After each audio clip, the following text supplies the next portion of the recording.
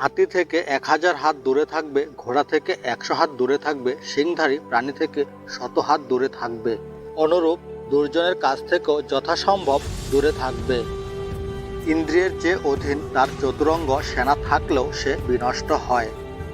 একটি মাত্র পুষ্পিত সুগন্ধ বৃক্ষে যেমন সমস্ত বন সুবাসিত হয়, তেমনি একটি সুপুত্রের দ্বারা সমস্ত কুল ধন্য হয়।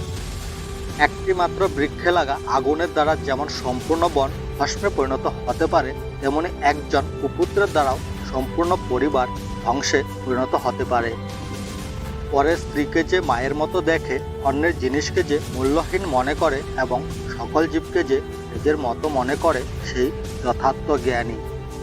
তিনটি বিষয়ে সন্তোষ বিধায়, নিজের পত্নীতে, ভোজনে এবং ধনে, কিন্তু অধ্যয়ন, জপ আর দান এই তিনটি বিষয়ে যেন কোনো সন্তোষ না থাকে। বইতে থাকা বিদ্যা, পরের হাতে থাকা ধন একই রকম, প্রয়োজনকালে তা বিদ্যা বিদ্যাই নয়, ধন ধনেই নয়। প্রতিবেশী দেশের সাথে সন্ধি হলেও তার গতিবিধিকে উপেক্ষা করা উচিত নয়। অধমেরা ধন চায়, মধ্যমেরা ধন ও মান চায়, উত্তমেরা শুধু মান চায়, মানেই মহতের ধন। বিদ্যার চেয়ে বন্ধু নাই, বেধির চেয়ে শত্রু নাই, সন্তানের চেয়ে স্নেহপাত্র নাই, দৈবের চেয়ে শ্রেষ্ঠ বল নাই। দরিদ্র, রোগ, দুঃখ, বন্ধন এবং বিপদ সবকিছুই মানুষের নিজেরই অপরাধ স্বরূপ বৃক্ষের ফল। যারা পরিশ্রমী তাদের জন্য কোনো কিছুই জয় করা অসাধ্য নয়। শিক্ষিত কোনো ব্যক্তির জন্য কোনো দেশে বিদেশ নয়। মিষ্টিভাষীদের কোনো শত্রু নেই। অনেকে 4টি বেদ এবং ধর্মশাস্ত্র অধ্যয়ন করলেও আত্মাকে জানে না। আত্মা যেমন রন্ধক রস জানে না। আদর দেওয়ার অনেক দোষ, শাসন করার অনেক গুণ, তাই পুত্র ও শিষ্যকে শাসন করাই দরকার, আদর দেওয়া নয়।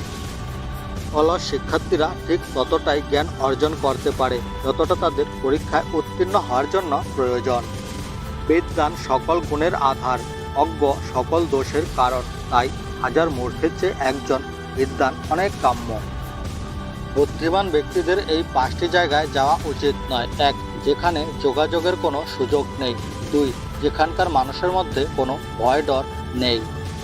3. যেখানকার মানুষের মধ্যে কোনো লজ্জাবোধ নেই। 4. যেখানে কোনো বুদ্ধিমান ব্যক্তি বসবাস করে না। 5. যেখানকার মানুষ দান ধর্মের বিষয়ে অহিতা প্রকাশ করে।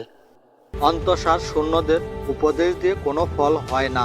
মলয় পর্বতে সংসর্গে বাসচন্দনে পরিণত হয় না। গৃহে যার মা নেই, স্ত্রী যার দুর্মুখ, তার বনে যাওয়াই ভালো, কারণ তার কাছে বন আর গৃহে কোনো তফাৎ নেই। 100 মূর্খ পুত্রের চেয়ে একটি গুণীপুত্র অনেক ভালো। একটি চন্দ্রই অন্ধকার দূর করে, সকল তারা মিলেও তা পারে না। বিদ্যা ভূষিত হলেও দুর্জনকে ত্যাগ করবে, মণিভূষিত হলেও সাপ কি ভয়ঙ্কর নয়? গুণহীন মানুষ যদি উচ্চ বংশেও জন্মায় তাহলে কিছু যায় আসে না। নিচু কুলে জন্মেও যদি কেউ শাস্ত্রজ্ঞ হয় তবে দেবতারাও তাকে সম্মান করেন। বিরাট পশুপালের মাঝেও শাবক তার মাকে খুঁজে পায়। অনুরূপ যে কাজ করে অর্থ সবসময় তাকেই অনুসরণ করে। সুবেশভূষিত মূর্খকে দূর থেকেই দেখতে ভালো। যতক্ষণ সে না কথা বলে ততক্ষণেই তার শোভা, কথা বললেই মূর্খতা প্রকাশ পায়। দুষ্টা স্ত্রী, প্রবঞ্চক বন্ধু, দুর্মুখ ভৃত্য এবং সর্পগৃহে বাস মৃত্যুর দ্বার, এই বিষয়ে সংশয় নেই। দুর্বলের বল রাজা, শিশুর বল কান্না, মূর্খের বল নীরবতা, চোরের মিথ্যাই বল। চঞ্চল মন যে কোনো বিষয়ে সম্পূর্ণ জ্ঞান অর্জন করার পিছনে সবচেয়ে বড় বাধা হয়ে দাঁড়ায়। উৎসবে, বিপদে, দুর্ভিক্ষে, শত্রুর সঙ্গে সংগ্রামকালে, রাজদ্বারে এবং শ্মশানে যে সঙ্গে থাকে সেই প্রকৃত বন্ধু। দুর্জনের সঙ্গ ত্যাগ করো, সাধু সঙ্গে ভজন করো, দিনরাত সর্বদা পূর্ণ কর্মে লিপ্ত থাকো এবং সর্বদা এই জগতের অনিত্যতাকে স্মরণে রেখো।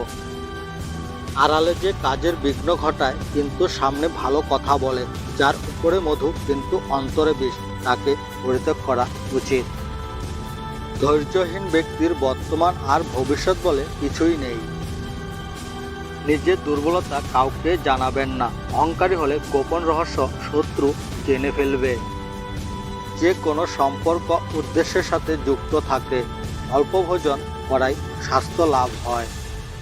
বার্ধক্যে বেড়ে ওঠা ছোট রোগকেও উপেক্ষা করবেন না।